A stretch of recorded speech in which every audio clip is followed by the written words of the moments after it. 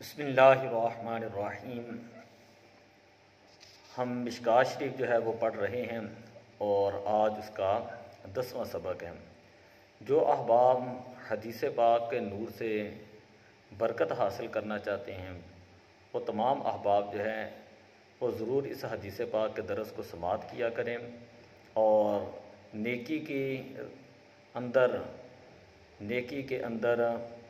رغبت دلانے کے لیے آپ آگے جو ہے وہ شیئر بھی کیا کریں، اس کو سبسکرائب بھی کیا کریں۔ تو ہمارا مقصد صرف یہ ہے کہ اللہ کا دین جو ہے وہ زیادہ افراد تک پہنچے اور جو درس نظامی کی کتابیں ہیں ان کو زیادہ سے زیادہ ہم حل کریں۔ ان عبادۃ بن صامت قال سمعت رسول اللہ صلی اللہ علیہ وسلم، حضرت عبادہ ابن صامت رضی اللہ تعالی عنہ سے روایت ہے، آپ فرماتے ہیں میں نے حضور علیہ الصلاۃ والسلام کو فرماتے ہوئے سنا، من شہد اللہ الہ الا اللہ، جس شخص نے یہ گواہی دی نہیں ہے کوئی معبود سوائے اللہ کے، وان محمد رسول اللہ، اور محمد صلی اللہ علیہ وسلم اللہ کے رسول ہیں، حرم اللہ علیہ النار، اللہ تبارک و تعالیٰ اس کے اوپر جہنم کی آگ کو حرام فرما دیتا ہے، رواہ مسلم۔ وعن عثمان رضی اللہ تعالیٰ عنہ، حضرت عثمان غنی رضی اللہ تعالیٰ عنہ سے مروی ہے، قال قال رسول اللہ صلی اللہ علیہ وسلم، آپ فرماتے ہیں حضور علیہ الصلاۃ والسلام نے ارشاد فرمایا، من مات وهو یعلم انہ لا الہ الا اللہ، جو اس حال میں دنیا سے گیا کہ وہ لا الہ الا اللہ کی پہچان رکھتا ہوں، کلمہ شریف وہ پڑھتا ہوں، داخل الجنہ، وہ شخص جو ہے وہ جنت کے اندر داخل ہوگا۔ آپ کا نام عثمان ابن عفان ابن ابی العاص ابن امیہ ہے، آپ کی کنیت ابو عبداللہ ہے، آپ کا لقب جامع القرآن اموی ہے، آپ کرشی ہیں اور عبد مناف میں حضور علیہ الصلاۃ والسلام کے ساتھ آپ کا شجرہ مبارک مل جاتا ہے۔ حضرت سیدنا ابوبکر صدیق رضی اللہ تعالیٰ عنہ کے ساتھ شروع اسلام میں ہی آپ ایمان لے آئے، آپ کو صاحب ہجرتین کہا جاتا ہے، اور پہلی ہجرت آپ نے حبشہ کی طرف کی، دوسری ہجرت آپ نے مدینہ شریف کی طرف کی۔ آپ کا خطاب ذو النورین ہے کیونکہ حضور علیہ السلام کے دو صاحبزادیاں حضرت رقیہ اور حضرت ام کلثوم رضی اللہ تعالی عنہما وہ یکے بعد دیگرے آپ کے نکاح کے اندر آئیں، اور اولاد آدم میں کسی کے نکاح میں نبی کی دو بیٹیاں نہیں آئیں۔ جنگ بدر میں حضور علیہ السلام کے حکم سے حضرت رقیہ رضی اللہ تعالیٰ عنہ کی خدمت کے لیے مدینہ میں رہیں، آپ کو غنیمت کا حصہ دیا گیا۔ صلح حدیبیہ میں آپ حضور علیہ السلام کے بھیجے ہوئے مکہ معظمہ تشریف لے گئے۔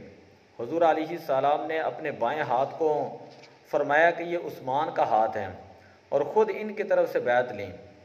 اور محرم 24 ہجری میں تخت خلافت پر آپ جلوہ گر ہوئے۔ 12 سال آپ نے خلافت کی ہے۔ 82 سال کی عمر میں آپ اسود تجیبی مصری کے ہاتھ سے مدینہ منورہ کے اندر قرآن شریف پڑھتے ہوئے آپ کو شہید کیا گیا، اور جنت البقیع کے اندر آپ کا مزار شریف ہے۔ یہ آپ کو ذو النورین، دیکھیں جو لوگ یہ حدیث پڑھتے ہیں ان کو پتہ ہے کہ ذو النورین کا مطلب کیا ہے کہ دو نوروں والے۔ تو کس وجہ سے کہا جا رہا ہے کہ حضور علیہ السلام کی بیٹیوں کے ان کے نکاح کے اندر ہونے کی وجہ سے۔ حضرت عثمان غنی کو تو ذو النورین مانتے ہیں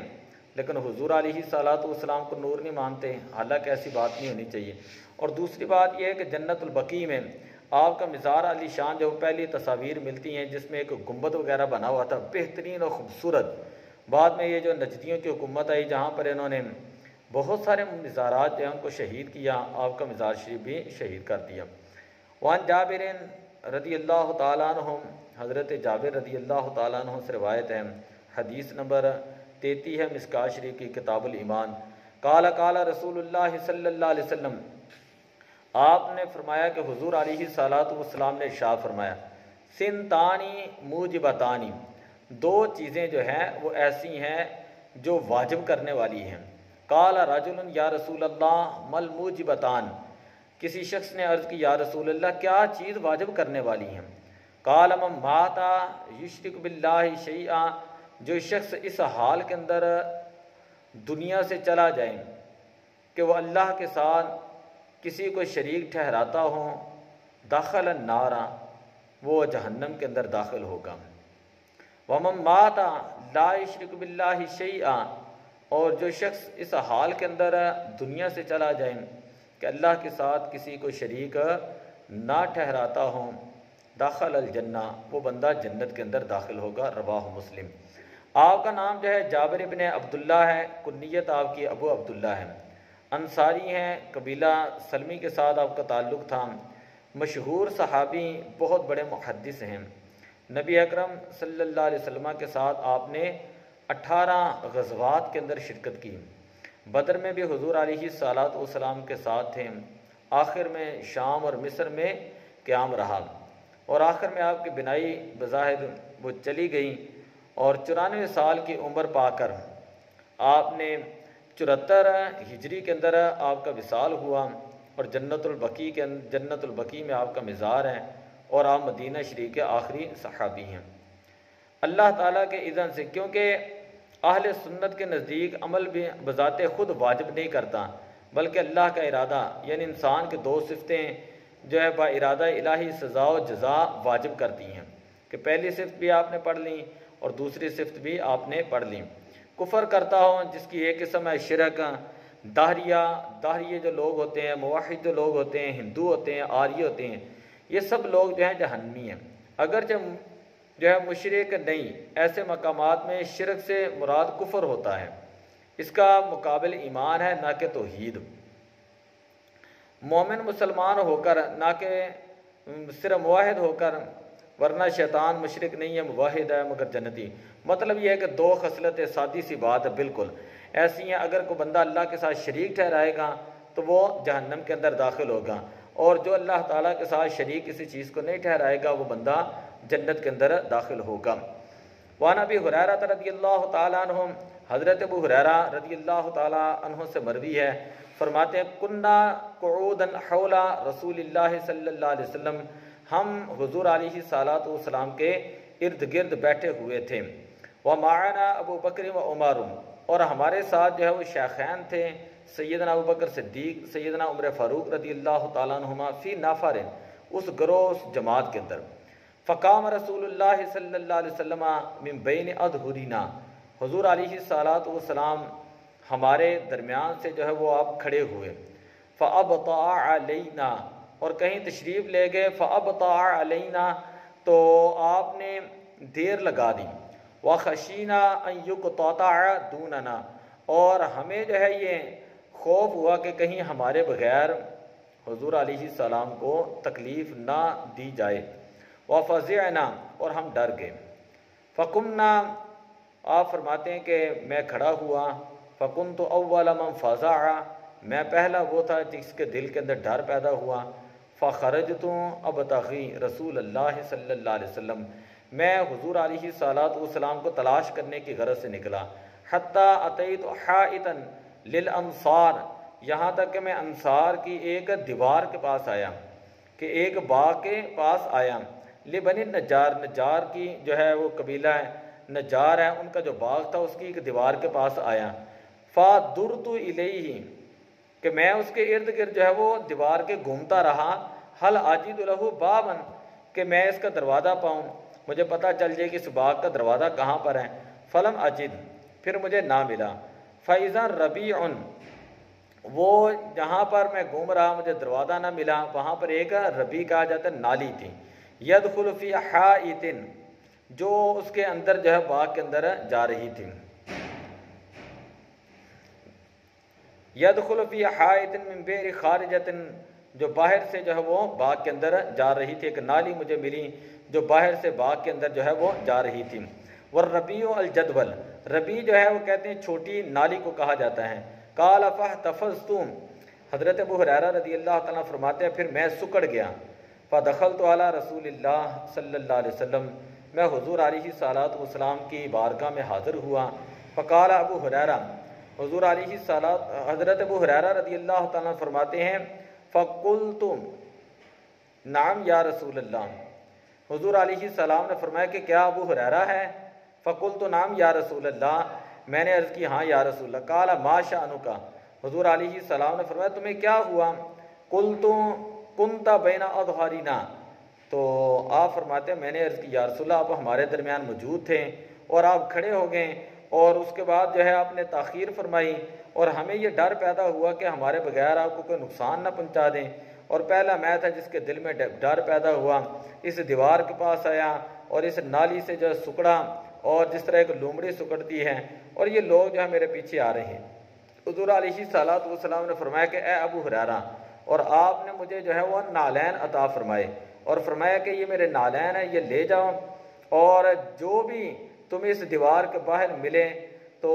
اور وہ اپنی زبان سے کلمہ شریف پڑھتا ہوں، لا الہ الا اللہ کی گواہی دیتا ہوں، اور اس کا دل جو ہے وہ بھی اسی بات کا عقیدہ رکھتا ہوں، اور اس کا دل جو ہے اس بات کی تصدیق بھی کرتا ہوں، تو فبشرہ بالجنہ، تو اے ابو ہریرہ تم اس کو جنت کی بشارت دینا۔ فکان اول من لقیت عمر، آپ فرماتے ہیں کہ میں جن کو ملا سب سے پہلے جو شخص تھے وہ حضرت سیدنا عمر فاروق رضی اللہ تعالیٰ عنہ تھے۔ آپ نے فرمایا ما ہاتان النعلانی، کہ یہ نال جو ہیں یہ آپ نے کیوں پکڑے ہوئے ہیں اے ابو ہریرہ؟ میں نے کہا کہ یہ حضور علیہ الصلوۃ والسلام کے نالین مبارک ہیں، آپ صلی اللہ علیہ وسلم نے یہ دونوں مجھے عطا فرمائے، اور فرمایا کہ جو لا الہ الا اللہ کہتا ہوں صدقے دل کے ساتھ، میں اگر اسے ملوں تو اس کو جو ہے وہ جنت کی بشارت دے دوں۔ تو پھر حضرت عمر رضی اللہ تعالیٰ عنہ نے بین سادیہ فضرب عمر بین سادیہ،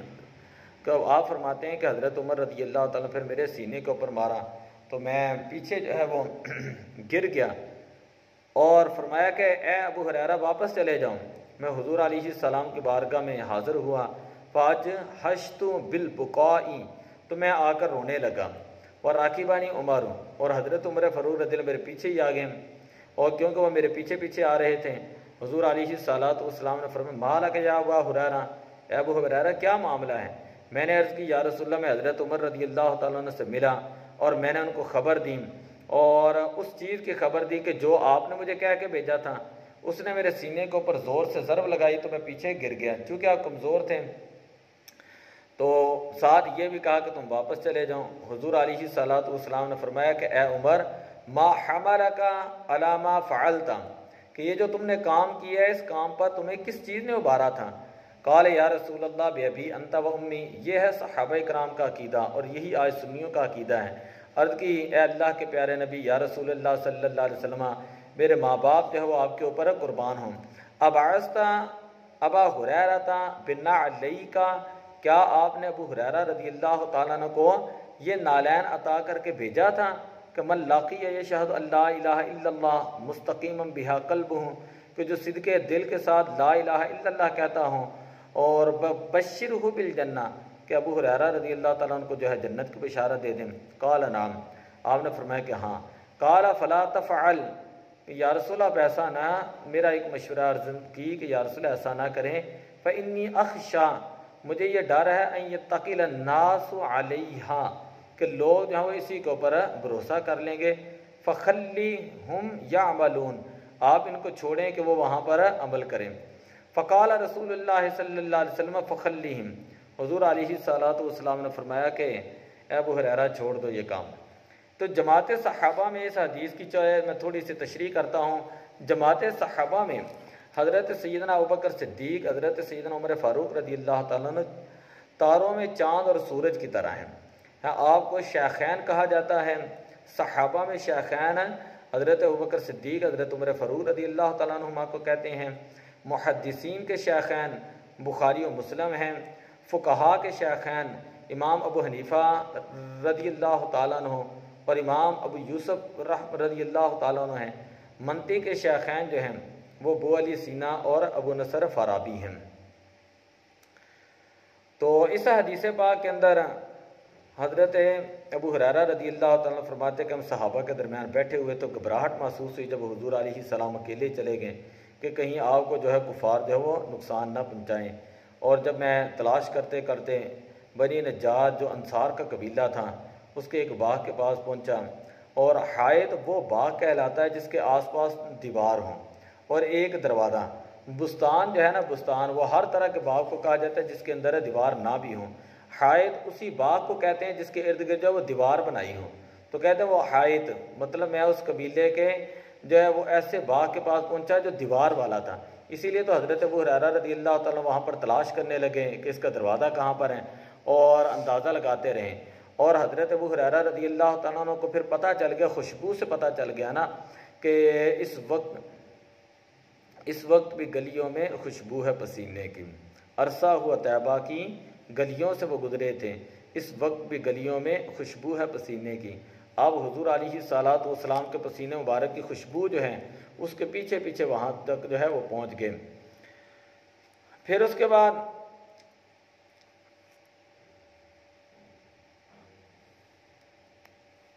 حضور علیہ الصلوۃ والسلام نے فرمایا تھا جو شخص لا الہ الا اللہ کہیں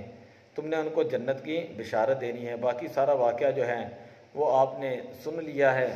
بات جو ہے وہ تشریح کافی لمبی ہے. تو یہاں سے چند ایک باتیں معلوم ہوئیں. ایک بات یہ ہے کہ حضرت سیدنا عمر فاروق رضی اللہ تعالیٰ جب حضور کی بارگاہ میں حاضر ہوئے تو آ کر عرض کی کہ عام لوگوں سے یہ کلام کرنے کی اجازت نہ دیں. اس میں حضور علیہ السلام کی بارگاہ میں ایک مشورہ کی پیشکش تھی، نہ کہ حضور علیہ السلام کے حکم سے سرتابی. اللہ تعالیٰ فرماتا وشاورہم فی الامر، اسی لیے حضور علیہ السلام نے اس موقع پر اطاعت بھی نہ فرمایا بلکہ آپ کا مشورہ قبول کر لیا. اس سے یہ لازم نہیں آتا کہ جناب عمر رضی اللہ تعالیٰ عنہ کی عقل اور دانائی حضور سے زیادہ ہے، اس کے راز ہی کچھ اور ہیں حدیث پاک کے. اور پھر یہ بات بھی پتہ چلی کہ حضرت ابو ہریرہ رضی اللہ تعالیٰ عنہ کو باغ کا دروازہ نظر کیوں نہ آیا، نالی کیوں نظر آئی. دوسری بات یہ پتہ چلی کہ یہ ساری عشق کی باتیں ہیں کہ دروازہ نظر نہ آیا، نالی کیوں نظر آئی. آپ دوسرے کے باغ یا مکان میں بلا اجازت کیوں چلے گئے، حالانکہ وہاں پر ضروری ہوتا ہے اجازت لینا. تو یہ بات ہے عشق کی. آپ نے پہلے سلام کیوں نہ کیا، تو آپ وارفتگی کے عالم میں تھے. حضور علیہ الصلوۃ والسلام نے آپ کو نالین شریفین کیوں عطا فرمائے، تاکہ پتہ چل جائیں کہ ایمان اور عقیدہ جو اسی کا مضبوط ہے جس کا یہ عقیدہ ہو کہ میرے سر کے اوپر حضور علیہ الصلوۃ والسلام کے نالین پاک ہیں. اور حضرت عبداللہ بن مسعود رضی اللہ تعالیٰ عنہ حضور علیہ السلام کے صاحب نالین ہیں اور صاحب الوسادہ ہیں، یعنی حضور علیہ السلام کا بچھونا بھی ان کے پاس ہوتا اور حضور علیہ السلام کے نالین پاک بھی. حضرت عبداللہ بن مسعود جو مکہ کے سب سے بڑے مفتی تھے، بعد میں 7 جو بڑے مفتیان ہیں ان میں آپ کا ایک ذکر ہوتا ہے، تو ان کا یہ عمل مبارک ہے. آج ہم بھی حضور علیہ السلام کے نالین پاک سے اگر محبت کرتے ہیں تو اس کی دلیل جو یہی احادیث پاک ہیں. اب بڑی عجیب سی بات ہے، لوگ کہتے ہیں یہ دیکھو نالین کہاں سے آ گئے، فلاں کہاں سے آ گئے. حضرت عمر فاروق نے اشاعت حدیث سے حضرت ابو ہریرہ رضی اللہ تعالیٰ عنہ کو کیوں روکا؟ آپ کی نیت کے اندر فرق نہیں تھا، جو آپ کے ذہن مبارک کے اندر بات تھی آپ نے حضور علیہ السلام کے سامنے رکھ دی کہ کہیں لوگ اسی کے اوپر بھروسہ نہ کر لیں. حضرت سیدنا عمر فاروق رضی اللہ تعالیٰ عنہ کو کیوں آگے مارا؟ تو یہ مارنا جو تھا یہ صرف اس لیے تھا کہ یہ تو محض ایک روکنا تھا، اور مارنا اس لیے تھا تاکہ حضرت ابو ہریرہ رضی اللہ تعالیٰ عنہ آگے نہ جائیں. آگے جانے سے روکنا مقصود تھا کہ اور دوسروں تک جو ہے آگے تک جو ہے یہ پیغام نہ پہنچائیں اور منہ پھیر کر جو واپس چلے جائیں. اور آپ نے تھوڑا سا اس طرح ہاتھ کے ساتھ کیا ہی ہے کہ چونکہ حضرت ابو ہریرہ رضی اللہ تعالیٰ عنہ کمزور تھے، اس تھوڑی سی حرکت دینے سے ہی آپ گر گئے. اور مارا ہی ہو تب بھی حرج نہیں، کیونکہ حضرت عمر فاروق رضی اللہ تعالیٰ حضرت ابو ہریرہ رضی اللہ تعالیٰ کے لیے بڑے تھے، استاد کی یہ حیثیت رکھتے تھے. حضور علیہ الصلوۃ والسلام سے حضرت ابو ہریرہ رضی اللہ تعالیٰ کی تصدیق کیوں کرائی گئی؟ ٹھیک ہے، اس کے اندر بھی یہی حکمت تھی کہ بھیجا بھی ہے کہ نہیں، تاکہ جو ہے وہ بات پکا پتہ چل جائے. اور حضور علیہ الصلوۃ والسلام کے اس فرمان کے اشاعت نہ کرنے کی رائے کیوں دی؟ یہ بھی یہاں سے پتہ چلتا ہے اس حدیث سے. حضور علیہ الصلوۃ والسلام نے ان کی رائے کیوں قبول کر لی؟ ان کی جو ہے وہ دلجوئی کے لیے کہ یہ ایک بہترین مشورہ تھا تاکہ صحابہ کرام جو ہیں وہ اسی کے اوپر جو ہے توکل نہ کر لیں. حضرت عمر رضی اللہ تعالیٰ عنہ سے اس مار کا بدلہ کیوں نہ لیا گیا ہے؟ حضور علیہ الصلوۃ والسلام نے اس مار کا بدلہ جو ہے وہ کیوں نہ لیا؟ اس لیے نہیں لیا کہ حضور علیہ الصلوۃ والسلام سمجھتے تھے کہ حضرت عمر فاروق رضی اللہ تعالیٰ عنہ کی رائے جو ہے وہ درست ہے، اور حضور علیہ الصلوۃ والسلام نے قصاص نہ دلوایا، نہ اس سے معافی دلوائی، کیونکہ حضرت عمر رضی اللہ تعالیٰ مجتہد کے درجے تھے اور حضرت ابو ہریرہ رضی اللہ تعالیٰ عنہ محض محدث تھے. تو مجتہد ہوں پھر استاد ہوں، اس کا درجہ جو ہے محدث شاگرد سے جو ہے وہ زیادہ اوپر ہوتا ہے۔ اور اب اس صورت میں محدث شاگرد جو ہے وہ استاد پر، یعنی محدث شاگرد ہوں، وہ استاد پر جو ہے وہ اس کے لیے قصاص نہیں ہوتا اگرچہ غلطی سے سزا دے دے، کیونکہ حضرت موسیٰ علیہ السلام نے جو ہے وہ حضرت ہارون علیہ السلام کے بال پکڑ کر کھینچے، مگر اللہ تعالیٰ نے ان سے قصاص نہ دلوایا۔ تو بار مختصر یہ ہے کہ وہ ایک بڑے بھائی کی طرح تھے، اور ان کا جو ہے وہ بات کرنے کا مقصد یہ تھا کہ یہ آگے تک لوگوں کو جا کر نہ بتائیں، کہیں جو ہے وہ لوگ اسی کے اوپر بھروسہ نہ کر لیں۔ اور چونکہ آپ کا یہ کہ اجتہاد تھا، حضرت ابو ہریرہ رضی اللہ تعالیٰ محدث کی حیثیت تھے اور حضرت عمر فاروق ایک استاد کی حیثیت سے تھے، تو ذرا سی حرکت دی تو اپنی کمزوری کی وجہ سے گر گئے، اور پھر حضرت ابو ہریرہ نبی پاک صلی اللہ علیہ وسلم کی بارگاہ میں آ کر رونے لگے۔ تو رویا وہاں پر ہی جاتا ہے جہاں پر پتہ ہو کسی کو کہ یہاں پر میری بات جو ہے وہ سنی جائے گی۔ تو دعا ہے کہ اللہ تبارک و تعالی ہمیں حدیث پاک پر عمل کرنے کی توفیق عطا فرمائے۔ اللہ تعالی حدیث پاک کی برکت سے ہماری راہیں کھولیں، اللہ تعالی حدیث پاک کی برکت سے ہماری مشکلات کو آسان فرمائے، اللہ تعالی حدیث پاک کی برکت سے ہماری نسلوں کو جو ہے دین متین کی خدمت کی توفیق عطا فرمائے، اور ان کے دلوں کے اندر اللہ اور اس کے رسول، دین اور اسلام کی جو ہے وہ محبت پیدا فرمائے۔ اس گئے گزرے دور کے اندر بھی ہم یہ کام جو شروع کر رہے ہیں، یہ اس لیے کر رہے ہیں، میں ہر ویڈیو کے اندر بتاتا ہوں کہ جو لوگ اسکولوں، کالجوں، یونیورسٹیوں، کاروبار کی وجہ سے، یہ بیرون ممالک کی وجہ سے، یہ کسی بھی اینگل سے وہ اگر مدارس کے اندر نہیں جا سکتے، باقاعدہ پریکٹیکل جو ہے وہ جا کر فیس ٹو فیس نہیں پڑھ سکتے، تو کم از کم وہ یہ حدیث پاک سن لیا کریں، تو اس سے جو ہے ان کو بہت سارا نالج بھی وہ مل جائے گا۔ جو بھی درس نظامی پڑھنا چاہتے ہیں، اس چینل کے اوپر ہم درس نظامی کی انشاءاللہ ساری کلاسیں جو ہے وہ ریکارڈ کرائیں گے۔